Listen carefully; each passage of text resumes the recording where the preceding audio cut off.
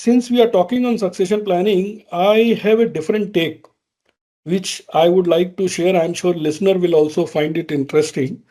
And this comes like from my background in army. Incidentally, I have never worked in army, but I spent a lot of time in NCC, and therefore I am very well versed with the army. And this kind of succession planning, which I am going to suggest, I hope we have time. Oh, yeah, absolutely. Please go ahead. So, so let me just share with you some background. The smallest unit of Indian Army is a section which is having 10 soldiers, and it is headed by a Havaldar. Okay. Then in this, there is a position called 2IC. Hmm. That 2IC means second in command. Then as it moves, there are three sections in a platoon, which is of 30 people. Now here again, each section 10% has a 2IC, section 2IC. Then 30 people, there is a platoon 2IC who takes care of platoon 2IC. Then there is another level is a company, which is around 30 to, I mean, 3 to 4 platoons, means roughly around 100 to 120 people. And this is basically commanded by a major or a captain. And there are 10 sections. So each section has a 2IC.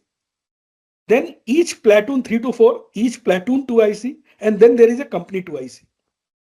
Now, army may, you can imagine that why they have kept this kind of hierarchy, because if something happens to the leader or the commander, then imagine who will manage the rest of the crew.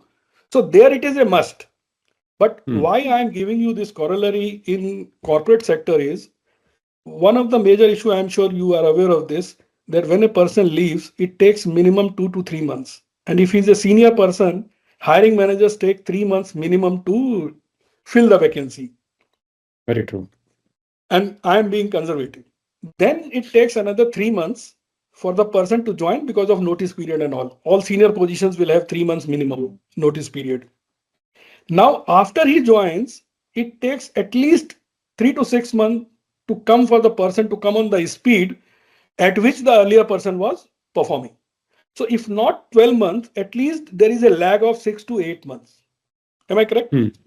So, Very true. Yeah. if now this is the period where the performance suffers. Hmm. Now, if we have done this competency assessment, and this is what I always recommend to the company, that can we go down to the department heads? Can we go down to the team leads? Because they are important person. And if we have this data from the competency assessment, we know who are the people who are second in command. Now, like army where they need to know who's 2IC, here you need not to tell the 2IC. What you can do is, without any showing, only the leader knows that who is 2IC in my team.